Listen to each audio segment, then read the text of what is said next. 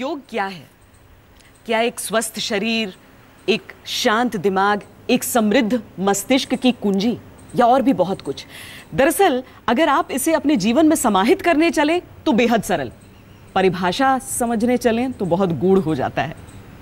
स्वामी रामदेव जी रोज हमारे साथ जुड़ रहे हैं और हम योग दिवस से पहले, अंतर्राष्ट्रीय योग दिवस से पहले, हम अलग अलग पहलुओं पर चर्चा कर रहे हैं। आज योग और रोग की चर्चा हो जाए स्वामी जी। जरूर, ये बहुत महत्वपूर्ण है क्योंकि पूरी दुनिया का करीब 100 लाख करोड़ रुपए का बजट इसके ऊपर खर्च होता है जी। और उसके बावजूद भी करीब 80% लोग अपना घर बेच करके, कर्ज लेकर के, ज़मीन बेच करके अपना इलाज कराते हैं। और अमेरिका की रिपोर्ट है कि हर चौथे आदमी की डेथ वो दवा न मिलने के कारण से नहीं, दवा खा करके उसके कारण से होती है। माने death by prescription, death by medicine, ये बहुत बड़ा कटु सत्य है। तो व्यक्ति रोग से, तनाव से बचने के लिए और रोग होने के बाद उसको मिटाने के लिए यदि योग का आश्रय लेता है, उसको इसके लिए एक पूरा प्रोटोकॉल तो अपनाना पड़ेगा। कई लोग क्या करते हैं, दवाई भी छोड़ देते हैं और योग भी छोड़ देते हैं, फिर तो गलत है। लेकिन यदि हम योग को अपनाएं, एक स्वस्थ जीवन शैली अपनाएं, तो diabetes, blood pressure, heart problem, arthritis, asthma से लेकर के हेपेटाइटिस और rheumatoid arthritis, skin psoriasis, lung fibrosis, scleroderma, SLMS, autoimmune disease जैसे रोगों से अपने आप को बचा सकते हैं और इनको मिटा सकते हैं। हमने तो कैंसर के ऊपर भी सफल प्रयोग किए हैं योग के। यानी वो बीमारियां जिन्हें डॉक्टर लाइफस्टाइल डिजीजेस कहते हैं, आज की रोजमर्रा की जो हमारी जिंदगी है उसकी वजह से, चाहे वो मोबाइल रेडिएशन हो या फिर खाने पीने की चीजों में उस तरह की मिलावट, इस सब से सबको दो चार होना पड़ता है। हिंदुस्तान का हर एक शहर तेजी से दुनिया के सबसे प्रदूषित शहरों में तब्दील हो रहा है। दिल्ली में पॉल्यूशन भी है, घर बहुत छोटे हैं जहाँ सनलाइट जाती नहीं है, हवा का पता नहीं होता है, यहाँ तक कि यूँ भी नहीं पता होती धूप निकली है कि नहीं। दिल्ली में पॉल्यूशन का लेवल ज़्यादा है, इसलिए वैसे तो मेट्रो से बहुत हेल्प मिली है। बहुत सारा पोल्यूशन है, हर चीज़ में पोल्यूशन है। धुआं देखिए, अभी तो बारिश है तो इतना दिख नहीं रहा है, लेकिन गर्मियों की सीजन लास्ट गए थे तो कितने सारे पोल्यूशन, बहुत सारे पोल्यूशन था। भारत के शहरों में तनाव का स्तर दुनिया के बड़े बड़े देशों को टक्कर दे रहा है, लेकिन खाने पीने की चीजों का स्तर मिलावट से मटियामेट है। जब से ये मिलावट का सीन सुना है तो आजकल किसी चीज पे ट्रस्ट ही नहीं रहा है। अब ये लगता है कि जो भी चीज खाओ तो उसमें शक ही रहता है। बहुत बिलीवनेस के साथ पिलाते हैं बच्चे लोग को। जब पता चलता है कि ये पूरा नकली दूध है तो बहुत दुख होता है कि हमारा पैसा वेस्ट हो गया। प्रदूषण और तनाव से होने वाली बीमारियों की स्थिति ऐसी है कि डायबिटीज, हार्ट प्रॉब्लम और दमा जैसे रोग आम हैं। सबसे बुरी स्थिति दिल्ली में है। एक स्टडी के मुताबिक यहाँ हर रोज इन वजहों से 80 लोग अपनी जान गंवा देते हैं। ऐसे जानलेवा रोग के शिकंजे से निकलने का क्या योग है उपाय? आज तक ब्यूरो। तो रोग को नहीं बल्कि योग को लाइफस्टाइल बनाएं, यही कोशिश हम कर रहे हैं जी भाई। सारी बीमारियां जो स्वामी जी हैं, हम जो कॉमन बीमारियां हैं, खासकर जैसे आजकल तो बच्चों में डायबिटीज पता चल जाता है। छोटे बच्चों को टाइप 1 डायबिटीज़ हो रही है और डायबिटीज़ के करीब 10 करोड़ रोगी हैं हिंदुस्तान में। 10 करोड़ बॉर्डर लाइन, करीब 20 करोड़ लोगों को डायबिटीज़ या तो हो चुकी है या होने की संभावना है। और योग करके हम यदि इसको नेचुरल तरीके से कंट्रोल करते हैं तो ये बहुत बड़ी बात है, क्योंकि डायबिटीज़ और डायबिटीज़ के जो कॉम्प्लिकेशंस हैं, डायबिटीज़ के करने से आँखों की प्रॉब्लम, 100 में से 2 आदमियों की तो आँखें चली ही जाती हैं। 80% लोगों को आँखों की कोई ना कोई सामान्य बीमारी होती है और 10% लोगों को सीरियस प्रॉब्लम होती है आँखों की। 35% लोगों की किडनी खराब हो जाती है डायबिटीज़ के कारण से, और मैक्सिमम लोगों को गैंग्रीन या न्यूरो प्रॉब्लम्स होती हैं। तो इसको न्यूरोपैथी, रेटिनोपैथी और नेफ्रोपैथी ऐसे नाम दिए जाते हैं इसी के साइड इफ़ेक्ट्स के। तो डायबिटीज़ के कॉम्प्लिकेशंस, ब्लड प्रेशर के कॉम्प्लिकेशंस, उससे जो है brain haemorrhage, paralysis, heart attack और दूसरी प्रॉब्लम। माने डायबिटीज़ और डायबिटीज़ के कॉम्प्लिकेशन से बचना है, डिजीज़ और डिजीज़ के कॉम्प्लिकेशन से बचना है, तो योग एकमात्र विकल्प है और वो निर्दोष है, उसमें कोई साइड इफेक्ट नहीं है। और तो ये क्या सिर्फ खाने पीने यानी जीवन शैली बदलना, या फिर देखिए जीवन आसन भी है? योग के आसन, प्राणायाम और जो है एक संतुलित मस्तिष्क, स्ट्रेस फ्री जो है ब्रेन, माने स्ट्रेस फ्री लाइफ जिसको हम कहते हैं ना, पीस ऑफ माइंड। तो उसके लिए देखिए अब डायबिटीज़ है जैसे, तो डायबिटीज़ के लिए बहुत सिंपल पोस्चर्स हैं। ऐसे वज्रासन में बैठ गए, एड़ियाँ बाहर पंजे अंदर, ऐसे भी बैठ सकते हैं ना, जैसे ऐसे पैर को मोड़ा, एड़ी बाहर पंजा अंदर, ऐसे बैठ गए। अब कितना इजी है। थोड़ा जो हैवी वेट होंगे उनको थोड़ी प्रॉब्लम होगी तो वो सुखासन में आराम से पलोथी मार के बैठ के भी कर सकते हैं। अब नाभि के दोनों ओर हमने मुट्ठियों को लगा दिया, जैसे ये ऐसे। तो इससे क्या होगा कि लेफ्ट साइड में पेनक्रियाज है, तो पेनक्रियाज का पेट का पूरा इसमें व्यायाम होगा, और इससे जब पेनक्रियाज के बीटा सेल्स रिएक्टिवेट होंगे, जनरेट होंगे, तो डायबिटीज़ अपने आप कंट्रोल होगी। क्या अंगूठे से दबा रहे हैं या सिर्फ मुट्ठियों को बंद? अंदर मुट्ठी बंद, ऐसे अंगुलियों ऊपर, नाभि के दोनों ओर मुट्ठियाँ लगाई, श्वास बाहर छोड़ के पेट को पूरा अंदर दबा देते हैं, और पूरा जब पेट अंदर दब जाता है ना तो ऐसे पेट में ऐसे लगता है। जी। ऐसे झुक करके 15 से 30 सेकंड रुक जाते हैं, तो इससे पेनक्रियाज में आकुंचन प्रसारण होता है, पेनक्रियाज को पूरी एक्सरसाइज मिलती है। तो इससे पेनक्रियाज के जो बीटा सेल्स डीजनरेट हो गए थे वो इससे रीजनरेट होते हैं।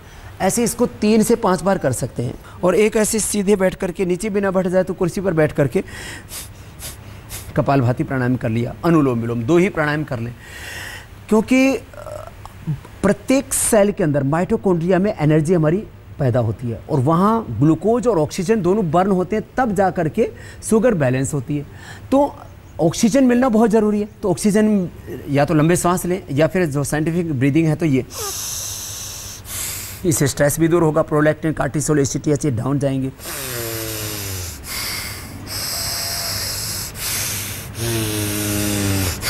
ऐसे ये डीप ब्रीदिंग और ये कपालभाति 2 करेंगे, और ये 5 एक्सरसाइज, 7 चीज़ें करेंगे। खाने पीने पर थोड़ा कंट्रोल, और खीरा करेला टमाटर का जूस पी लेते हैं तो और ज़्यादा इफेक्टिव हो जाता है डायबिटीज़ को कंट्रोल करना।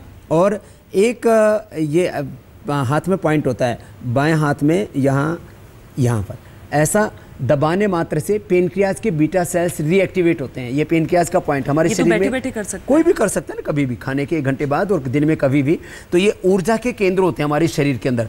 तो यहाँ से पेनक्रियाज अच्छा होता है, यहाँ से किडनी अच्छी होती है, यहाँ से पेट, यहाँ से थायराइड। दोनों हाथों में दबाएं? हाँ, दोनों हाथों में। यहाँ से थायराइड, यहाँ से आंखें, यहाँ से फेफड़े, यहाँ से इसके नीचे से कान, उसके नीचे से यहाँ से हार्ट। तो ऐसे ही यहाँ से पीछे से, यहाँ से दबाने से कमर, यहाँ से दबाने से तो कमर में दर्द कितना भयंकर हो, जिनको cervical spondylitis pain, slip disc तो होता है, वहाँ उसको ऐसे यहाँ दबाने मात्र से एकदम से आदमी खड़ा हो जाता है। इतना ज़बरदस्त इफेक्ट होता है। ये नाड़ी चिकित्सा माने अपने शरीर में शक्ति के केंद्र है। योग का बेसिक प्रिंसिपल है, सारा ज्ञान, सारी संवेदनाएँ, सारी शक्तियाँ, शांति, सब कुछ आपके भीतर है। सारा ब्रह्मांड आपके भीतर है, स्वयं भगवान आपके भीतर है जी। और दरअसल ये चीज़ें एक तरह से कहें तो त्रासदी है कि हिंदुस्तान में लोग समझे, उससे पहले जो पश्चिमी देश है वहाँ पर लोग समझे। और आज की तारीख में डिक्शनरी में इस तरह के शब्द भी रहते हैं कि निर्वाणा, मोक्ष, योगा, योग नहीं योगा हो गया है। किस तरीके से पश्चिमी देश हिंदुस्तान की तरफ देखते हैं, किस तरीके से योग के जरिए वो अपनी जिंदगी संवारते हैं, ये भी देखने लायक।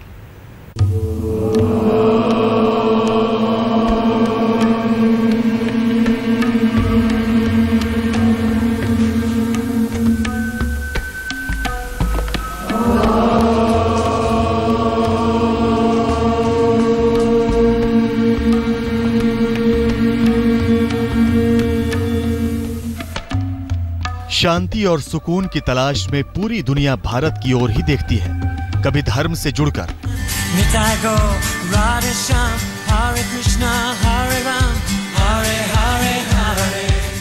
कभी ध्यान में खोकर। योग 19वीं सदी में ही पश्चिमी देशों का सफर तय कर चुका था। BKS अयंगर, पत्ताभी जॉयस जैसे गुरुओं की प्रतिष्ठा दुनिया भर में रही। विदेश में योग को लोकप्रिय करने में सबसे बड़ा नाम इंदिरा देवी का था। मदर ऑफ वेस्टर्न योग के नाम से मशहूर इंदिरा देवी का असली नाम यूजीनी पीटरसन था। भारत में योग की शिक्षा लेकर वो शंघाई से लेकर अमेरिका तक गए। रूस को भी समझाया कि योग धर्म से नहीं जुड़ा। अब यहाँ से आपने दोनों हाथों को ऊपर उठाना है, सांस लेते हुए दोनों हाथ ऊपर। अपनी समझ और जरूरत के हिसाब से योग को अपने जीवन में ढालते हुए पश्चिमी देश आज इसे अपना बेहतर जिंदगी का जरिया मानते हैं और 21 जून को योग दिवस में शिरकत की तैयारियां भी कर रहे हैं। शांति, शांति, शांति। आज तक ब्यूरो। आम जीवन ऐसा हो गया है कि इतनी बड़ी बड़ी बीमारियों के नाम भी याद रखने पड़ते हैं, लेकिन कुछ ऐसी चीजें हैं जो सबको दो चार होना पड़ता है। मसलन कमर दर्द, चाहे वो गृहिणी हो या फिर दफ्तर में काम करने वाला कोई व्यक्ति। देखिए, कमर दर्द एक कॉमन प्रॉब्लम हो गया है। मेडिकल साइंस में बोला जाता है या तो आपको कमर में दर्द था या तो है या होगा, यानी इससे कोई बच नहीं सकता। कुछ तो उम्र के साथ भी चीज़ें आ जाती हैं, लेकिन योग करने वाले की 100 साल तक कमर अच्छी रहेगी। खास करके गर्दन का दर्द, जो भी कंप्यूटर पे बैठ के काम करते हैं या वैसे भी cervical spondylitis pain, frozen shoulder, ये कॉमन प्रॉब्लम है। तो एक ये एक्सरसाइज बहुत हल्की है, एक दूसरा ऐसे ये इस तरह से दोनों तरफ से शरीर कंधों को ऐसे घुमाना, ये 2, तीसरा ये ऐसे, ये 3, फिर ये हाथों को सिर के पीछे लगा दिया, हाथों से सिर से हाथों के और एक दूसरे के विरुद्ध दबाव डाला, ये 4, फिर ऐसे साइड से करना, एक दूसरे के एंटी प्रेशर देते हैं इसमें, ये 5 हो गया, ये छठा अभ्यास हो गया ऐसे। और फिर ये गर्दन को ऐसे आगे पीछे दाएं बाएं ऐसे घुमाना, ये 7, और फिर ये ऐसे उंगलियों को पीछे से मिला करके और फिर वापस ले आए, ऐसे पीछे से हाथ हटने नीचे ऐसे, तब सीधे हो, तब पीछे के मसल्स को पूरी एक्सरसाइज में, हड्डियों का मेटाबॉलिज्म माने ऑस्टियोब्लास्ट ऑस्टियोक्लास्ट सेल्स का बैलेंस होने से, मसल्स को पूरा एक्सरसाइज मिलने से न तो मस्कुलर पेन होगा, ना बोन्स में डिजेनरेशन होगा, पूरी बॉडी आपकी फिट रहेगी, जो है एकदम परफेक्ट, जो एक ऑर्डर में रहना चाहिए। पूरी बॉडी का मेटाबॉलिज्म और बोन्स का मेटाबॉलिज्म 100% परफेक्ट रहेगा। एक तो ये, दूसरा ये तो इसको तो लाइट एक्सरसाइज बोलते हैं, कभी भी कर सकते हैं। बाकी ये पोस्चर्स ऐसे हैं, जैसे ऐसे इसको बोलते हैं अर्ध उष्ट्रासन, ऐसे ऐसे हाथ रख के कमर के दोनों साइड में और पीछे झुके, पूरे झुक जाते हैं तो फिर ये पूरा उष्ट्रासन हो गया। ऐसे मुश्किल कमर के लिए बहुत अच्छा, तो आधा तो कर सकते हैं ना। ऐसे अर्ध उष्ट्रासन और अर्ध चंद्रासन ऐसे ऐसे करेंगे, ये कमर के लिए भी अच्छा है, थायराइड के लिए भी अच्छा है। तो ये जैसे आपने अभी कहा कि स्पाइनल कॉर्ड की प्रॉब्लम माने सर्वाइकल स्पॉन्डिलाइटिस, बैक एक, ये एक कॉमन प्रॉब्लम है। ऐसे ही एक कॉमन प्रॉब्लम है पेट के रोग। माने उसको हम एक शब्द में बोले अंग्रेजी में तो स्टोमक डिसऑर्डर्स, हिंदी में बोले तो पाचन तंत्र की विकृति। और उसके लिए एलोपैथी में तो कोई दवाई है ही नहीं कि लीवर आपका स्ट्रॉन्ग हो जाए, इंटेस्टाइन आपकी स्ट्रॉन्ग हो जाए। वो कहते हैं इसके लिए हमारे पास में कोई मेडिसिन ही नहीं है। तो आप यदि योग करते हैं, और योग में भी जैसे एक तो कपालभाति हो गया, कपालभाति सुखासन में भी बैठ के कर सकते हैं, पेट वाले रोगी वज्रासन में भी बैठ के कर सकते हैं, इससे डाइजेशन बहुत अच्छा रहता है। दूसरा ये मंडूकासन, ये डायबिटीज के लिए भी अच्छा है, ये पेट के लिए भी बहुत अच्छा है। आगे झुक गए, श्वास बाहर छोड़ करके, और ऐसे करीब आधा मिनट तक रुकने की कोशिश करनी चाहिए, धीरे धीरे टाइमिंग बढ़ाना चाहिए। एक और ये दूसरा ये, तो पेट की समस्या बिल्कुल नहीं रह सकती। सुबह उठ करके थोड़ा पानी पीना तो जरूरी है, जिसको उसापान कहते हैं, खाने के 1 घंटे बाद पानी पीना। थोड़ा सा डाइट हमारी हेल्दी रहे, हैवी नहीं, जिसको कहते हैं सात्विक आहार यदि लें तो हम कभी बीमार नहीं हो सकते। और आहार जैसा होता है वैसे हमारे विचार होते हैं, और जैसा आहार वैसे विचार, जैसे विचार वैसी भावनाएं, जैसी भावनाएं वैसी लाइफ। तो food, thoughts, emotions and actions, ये 4 आयाम हैं हमारे जीवन के। लेकिन एक सवाल जो सबके मन में उठता है वो ये कि जब मौसम बदलता है तो बीमार लोग पड़ ही जाते हैं। ऐसे में क्या है स्वामी जी के उपाय? क्या वाकई उनसे बचा जा सकता है? कहीं भीषण गर्मी में हजारों लोगों की मौत हो जाती है, तो कहीं जब बरसात शुरू हो जाती है तो उससे जुड़ी बीमारियां आती हैं। ऐसे में क्या योग में इन रोग का भी उपाय है? स्वामी जी, अभी तो जैसे हमने देखा तेलंगाना, आंध्र नहीं जबकि उत्तर के भी कई इलाकों में कई लोगों ने अपनी जान गंवा दी। 2500 से ज़्यादा लोगों की मौत हो चुकी है गर्मी के कारण से। गर्मी से आदमी परेशान तो होता है, लेकिन मौत के आगोश में सदा सदा के लिए भी सो जाता है। ये भी हमने देखा है ना अपनी आंखों से। तो पूरी बॉडी कोलैप्स हो जाती है, इतनी ज़्यादा गर्मी होती है। तो उसके लिए क्या करें? तो इसके लिए 3 छोटे छोटे उपाय हैं। जीवा बाहर निकाली, श्वास अंदर भरा और छोड़ दिया। रोकना चाहे तो थोड़ी रोक सकते हैं, नहीं तो नाक से छोड़ दिया। हमने मुंह से श्वास लेना, नाक से छोड़ना।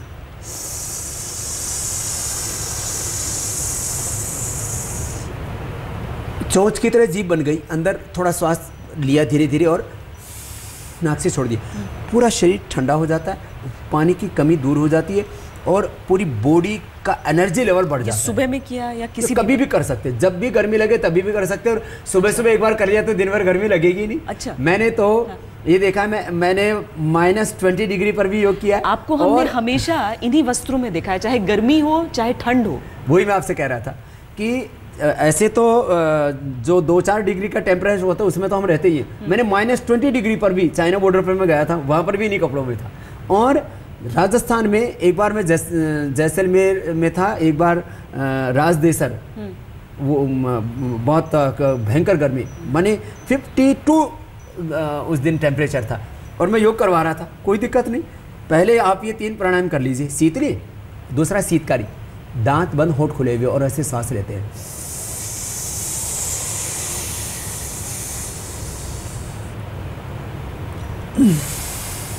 अभी भी यहाँ काफ़ी गर्मी है और ऐसा करते ऐसा लगता है जैसे एयर कंडीशन ऑन हो गया हो जी। आप भी करके देख सकते हैं।